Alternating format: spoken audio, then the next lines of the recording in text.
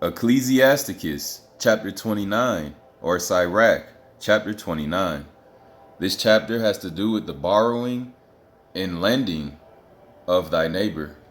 He that is merciful will lend unto his neighbor, and he that strengtheneth his hand keepeth the commandments. Lend to thy neighbor in time of his need, and pay thou thy neighbor again in due season. Keep thy word, and deal faithfully with him, and thou shalt always find the thing that is necessary for thee. Many, when a thing was lent them, reckon it to be found, and put them in trouble that help them. Till he hath received, he will kiss a man's hand, and for his neighbor's money he will speak submissively. But when he should repay, he will prolong the time, and return words of grief, and complain of the time. Oh my goodness, this chapter, I dealt with so many people throughout life, just like this chapter is about to explain, and I know some of y'all have too, well, most of y'all. If he prevail, he shall hardly receive the half, and he will count it as if he had found it. If not, he hath deprived him of his money, and he hath gotten him an enemy without cause. He payeth him with curses and railings, and for honor he will pay him disgrace. Many therefore have refused to lend to other men's ill dealings, fearing to be defrauded. Yet have thou patience with a man in poor estate, and delay not to show him mercy. Help the poor for the commandment's sake, and turn him not away because of his poverty. Lose thy money for thy brother and thy friend, and let it not rust under a stone to be lost. Lay up thy treasures according to the commandments of the Most High, and it shall bring thee more profit than gold. Shut up alms in thy storehouses, and it shall deliver thee from all affliction. It shall fight for thee against thine enemies better than a mighty shield and strong spear. A honest man is surety for his neighbor, but he that is impudent will forsake him.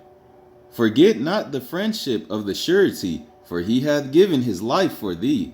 A sinner will overthrow the good estate of his surety, and he that is of an unthankful mind will leave him in danger that delivered him. Suretyship hath undone many of good estate, and shaken them as a wave of the sea. Mighty men hath it driven from their houses, so that they wandered among strange nations. A wicked man transgresseth the commandments of I am, shall fall into suretyship, and he that undertaketh and follow other men's business for gain shall fall into suits. Help thy neighbor according to thy power, and beware that thou thyself fall not into the same. And I have to repeat this verse because some of y'all will try to go the scribes and Pharisees route and try to do so much and do more than what you're physically capable of doing. And just like Ecclesiasticus chapter 29 verse 20 states, help thy neighbor according to thy power, meaning help thy neighbor according to how much you can help them. Don't go above and beyond if you can't even help yourself hardly. The chief thing for life is water, and bread and clothing, and an house to cover shame. Better is the life of a poor man in a mean cottage than delicate fare in another man's house. Be it little or much, hold thee contented, that thou hear not the reproach of thy house. For it is a miserable life to go from house to house. For where thou art a stranger, thou darest not open thy mouth. Thou shalt entertain and feast, and have no thanks. Moreover,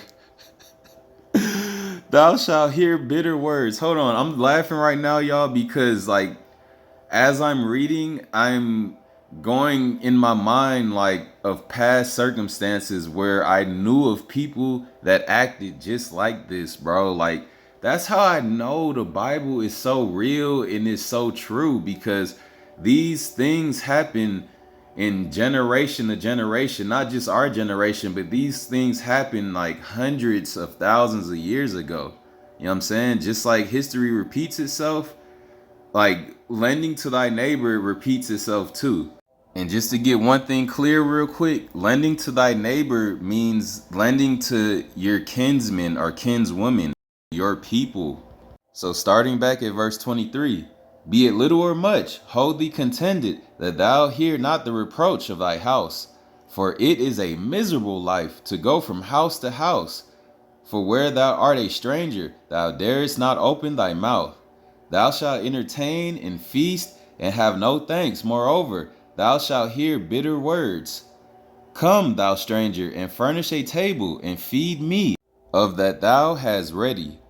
So basically, verses 24 through 26 basically describes in a nutshell some of y'all that be shucking and jiving just to be able to lay up in somebody's house for a couple weeks because you don't have nowhere else to go. You don't want to be homeless. So you gotta, do whatever the person that owns the house's rules are, whatever they lay down, you have to do what they say. You know what I'm saying? Without even second guessing it. And I knew plenty of people like that too. Give place, thou stranger, to an honorable man. My brother cometh to be lodged, and I have need of mine house. These things are grievous to a man of understanding, the upbraiding of house room and reproaching of the lender. And let me repeat that last verse, verse 28, one more time, because this is the reason why I don't think I've ever been in this situation. And it's not because of pride. It's because it grieves me to have to even think about being in that kind of situation. Because there was plenty of times where I slept in my car for months at a time. You know what I'm saying? The longest was probably a full year.